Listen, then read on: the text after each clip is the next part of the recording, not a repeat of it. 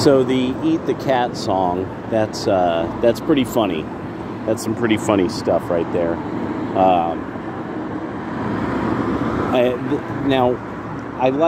I really do like somebody made me appreciate it, as I was saying before, that the Eat the Cat thing, it was like, no, it's not happening, that's not real. And it turns out, yes, of course, it actually is. It is happening, it is real. So something I had to think about with this is, with every time stuff like this, and this is very serious. This was one when I was talking earlier, I kind of forgot. Note that everything that the Democrats keep denying is stuff that is like incredibly bad for safety of the weak. And and then this idea, Kamala Harris was all about defund the police, and she got mad about it, and she's acting like, oh no, and they're trying to act like this wasn't a Democratic Party, the party itself siding with this idea. Because why wasn't there somebody at the highest levels of the party being like, this is a terrible idea. This is just fundamentally a very, very, very bad idea. We should not do this, because otherwise, how do you guarantee people's safety? And I'm like sitting back like, this is so clear that was a terrible idea, and that now you actually really have like the real problem of places like New York and Los Angeles and Seattle and Portland all are having, nobody will become a police officer. Oh, here's a smaller version of what I was showing you before. So there's a long trench, and then there's these. So they even have like a thing like here, so if the stuff's on the sidewalk, it'll go in. So this is, just really good design. Just plain out good engineering and a good design.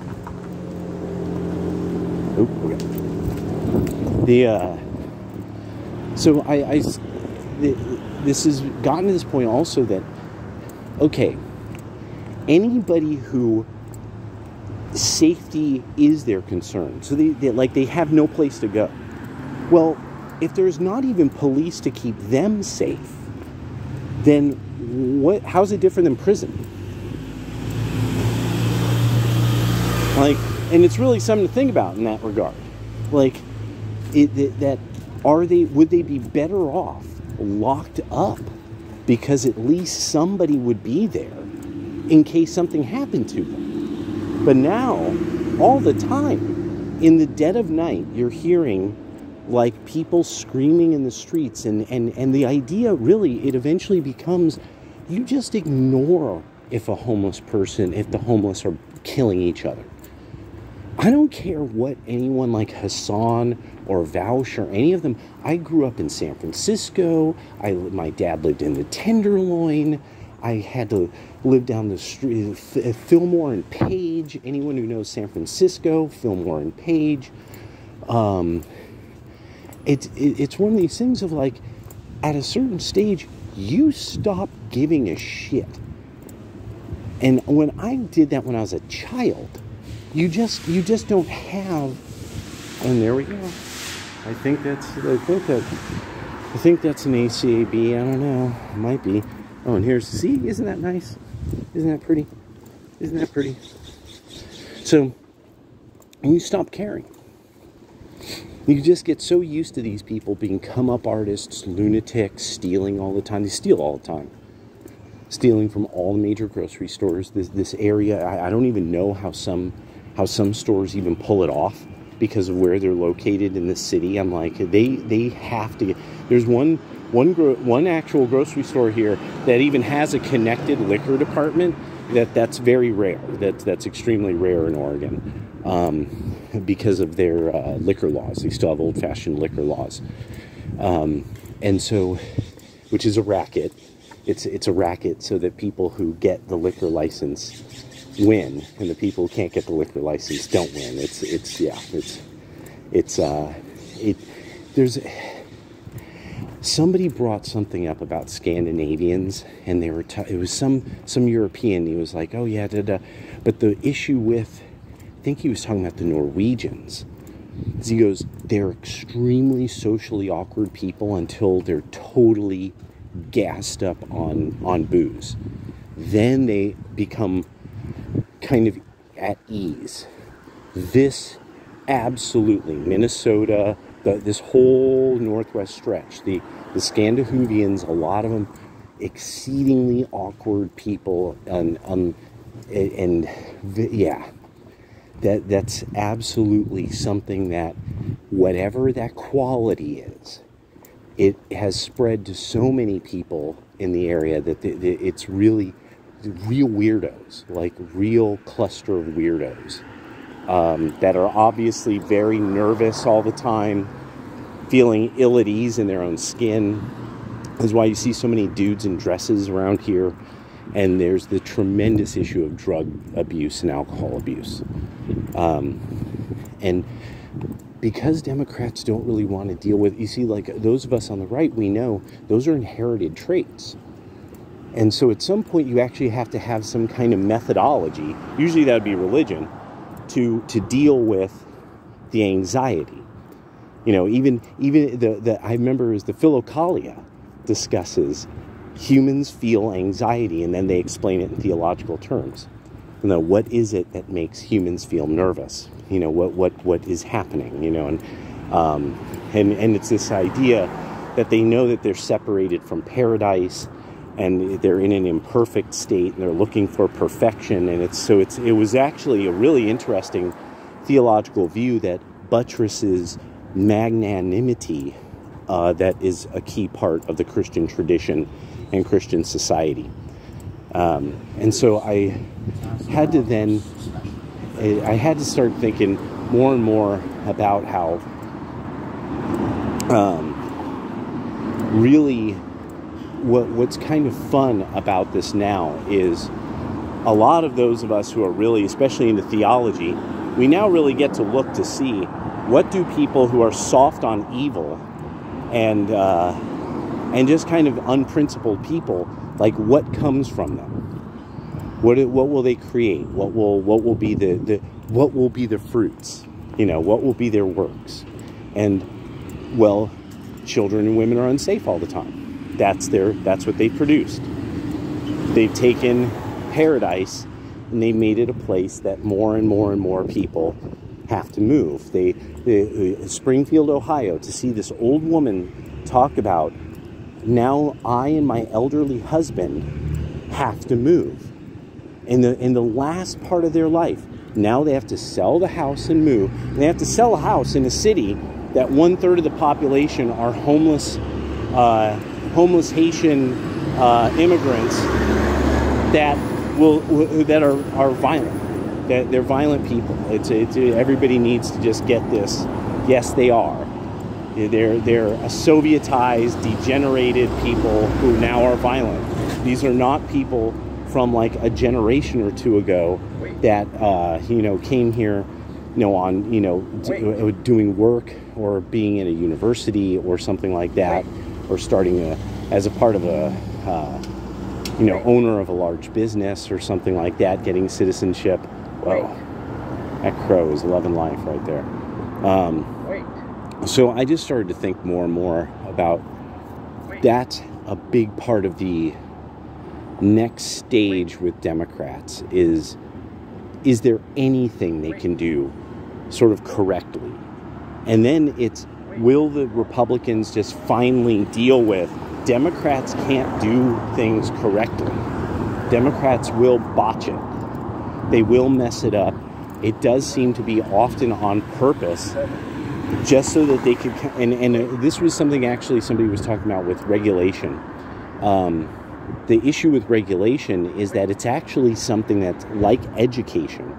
It comes from policy groups that are very, very rich. So most regulation are rich guys coming up with rules for the suits to pass, coming up with a jargon, coming up with some blah, blah, blah about it, so that then the rules say they win.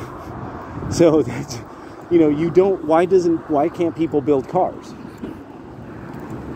Like, it seems like a silly idea, but like, why? I mean, at one time there were people who designed cars, like normal people. Why can't you do it now? Regulations. So the people who already make cars are just getting rich. Too bad, sucker. Doesn't matter if you could figure out how to do it better. You know, and that's how that works. Well, I was thinking about this. I was like, yeah, it's the same thing. Democrats every so often you find out some part of the country has some immense problem. Then when you look into it, you're like, oh, because they're very likely to vote Republican. Interesting. Oh, their mayor is, okay. So suddenly this horrible crisis has befallen a little Republican town. And the Democrats say it's not happening. Oh, isn't that interesting? And all the media says it, but the people of the town are saying otherwise. The 911 calls say otherwise. And so the idea being that it's obviously this idea of these stupid hicks, these washed up jocks in their pickup trucks. Oh, yep. Now you guys have seen how I've passed this place quite a number of times.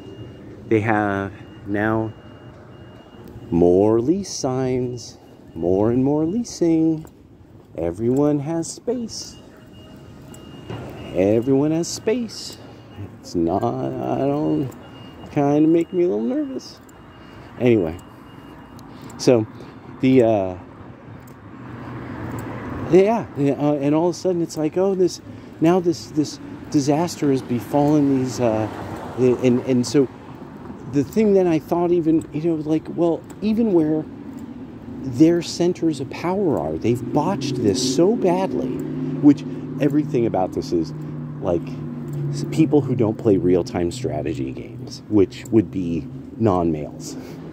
Men play real-time strategy. Men play those kind of games where you do a lot of big strategies and stuff. There's girls who play it. There's women who play that stuff. But that's not their interest. It's simply not. Those games are not bought by females. Those games are bought by males. They're played by males.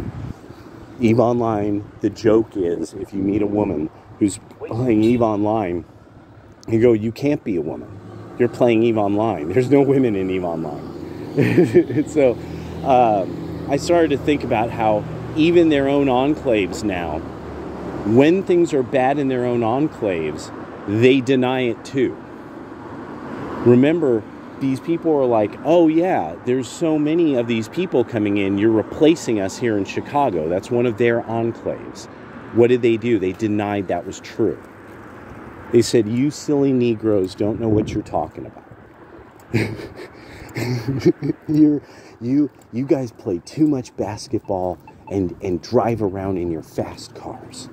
No, that's what it is. You're being bullies. Why don't you worship your women more? Worship your women. And then butter chicken. The best of all. That they now, and that really a lot of black Americans got to get, yeah, you know exactly what's going on. A lot of you blacks who are into Democrats are some small motherfuckers. You're some effeminate ass motherfuckers. And I'm not a big guy. I would be on the dance floor cutting it up, you know, it's like, but that's now the difference between those two political sides in that community. Is you have these men who have standards that are very masculine. They want to look manly. They don't want to be just some, like how what was it? Too Short, that song from Just the Typical Nigga That You Don't Take Home. This is Spice and Barbie from the Danger Zone. Wait. And so I just yeah, I just am now kind of thinking about how it's like you keep seeing these guys on like MSNBC blacks. You know, Kamala Harris is absolutely a black woman. She was raised in one of the most expensive neighborhoods in the Commonwealth. During most of her formative years, she spent a hint of time in Oakland, which Oakland, therefore black, because you see, there's no parts of Oakland that are white, right? There's no part of Oakland. No, she was in the hardcore East Side. She knew Too Short. She knew Too Short. She told Too Short. He actually wrote Pimpology based on the game that she sprinkled on a nigga. You know, like she loved Tupac, loved Snoop Dogg, and she knew Too Short and made his career even possible. I mean, didn't you know that? Well, and then wanted to, because this is one of those where, how do I know she's a phony? She said she liked Tupac and Snoop Dogg. How old is Kamala? Come on, you guys know where I'm going with this. Tupac and Snoop Dogg weren't out when she would have been listening to music as a young person. They weren't out. She made that up out of whole cloth. Why? She couldn't even name De La Soul. She couldn't even... Uh-oh. Uh-oh.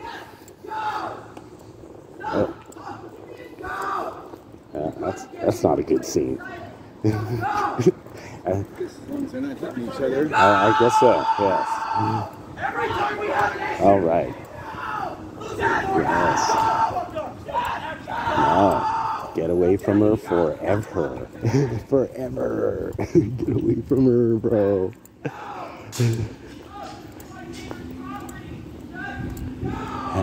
Dude, get away from her before she calls the cops on you. Because here in Oregon, that's how you get arrested. There you go. You get a divorce. And so the other thing I started to think about was, wow, man, ooh, and another gentleman joins our ranks, gentlemen, yes, as he realizes what really the deal is. As he realizes it won't get better, no. So the thing I started to also think about with Helen say, damn, homie's flipping out. He needs to calm down, bro. They're going to arrest you, buddy. They're going to arrest you. Calm down. But so I started to think about how now you really have this issue with the blue enclaves. Like I was thinking about Eugene. I don't know what Eugene and Oregon make. That if times get really tough and the professionals and the professional classes have less and less work coming to them. And then there's the issue of University of Oregon. University of Oregon is most certainly in one of these schools that is ultra super duper violating all of this SCOTUS DEI stuff. I mean, they're basically they're kind of professorial. Their professor group, student, teacher, aide thing. The image of it's totally commie Marxist imagery, and so at some point this is going to affect fundamentally what I call the town mill, and I don't know what's going to be left without the town mill. I don't really know what this area is going to produce. I mean, everybody who's watched University of Oregon over the years has, that if you've kept track of some of the worst scholarship in social sciences, you're probably finding people who are associated with the University of Oregon. Oddly enough, there does seem to be a pocket of genomics research one of the most prolific genomist writers, he actually attended there. So and I know there's somebody, they did a thing on cheetah genetics to find out how cheetahs are able to metabolize energy so fast. So there's some stuff that it's like, that's interesting.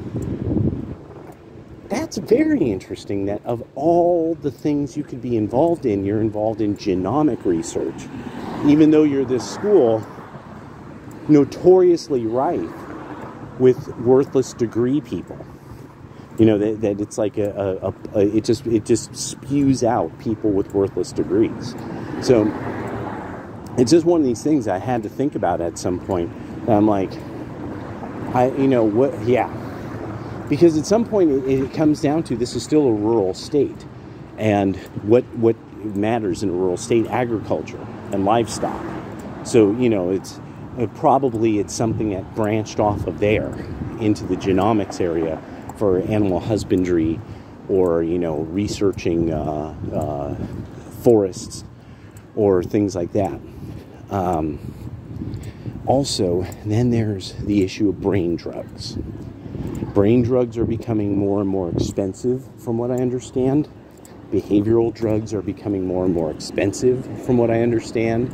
And until we have a mass movement to get people off of brain drugs and off of behavioral drugs, and start getting people to actually get into some level of physical fitness that you know, will raise their proprioception, lower their noxioreception, you know, and elevate their mood. You know, they'll have better control of their respective brain functions and such.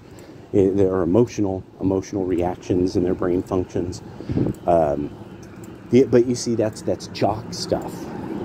To be in shape is jock stuff, and these are art losers in a lot of cases with the very liberal Democrats, and because it really is the realm of the arts that it's not successful artists. You know, these are not meme makers. These are not people who are known for making lots of dank memes. That's a right-wing thing. So I started to really walk through, and I'm just sitting back like, this area is going to have, well, no, not what it has to have, not any should. Things are going to be very tough on the Northwest, no matter what. If Trump wins, when Trump wins, the Northwest is going to have to figure out how to do things. It's going to have to figure out how to get in where it can fit in. But then also it's going to have to force a lot of the Democrats up here to, like, no, you're going to have to stop for a while. You're going to just have to, you know, the young deserve opportunities. And Kamala, there's just nothing they can, the Democrats don't understand fundamental market economics. So, yeah. All right. Just some thoughts I had for the day. Talk to you all real soon.